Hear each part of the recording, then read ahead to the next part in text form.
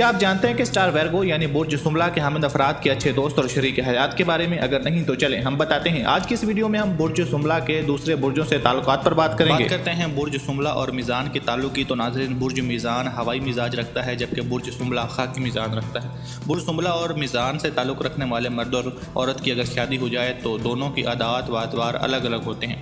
बुर्ज सुमला के हामिल फरीक की आदत होती है कि अपनी हर बात मनवाए और ये सख्त संजीदा मिजाज रखता है, जबकि बुर्ज मीज़ान की आज़ादी पसंद तबीयत पर यह बात बहुत घना गुजरता है। इन दोनों में ज़रा सी बात पर बहस व तकरार शुरू हो सकती है और इनमें पहल अक्सर बुर्ज मीज़ान के हामिल फरीकीन की तरफ से होती है। इन दोनों को चाहिए कि अज़दवाजी ज़िंदगी को पुरलत्फ़ और खुशगवार बनाने के लिए एक दूसरे से भरपूर ताउन करें।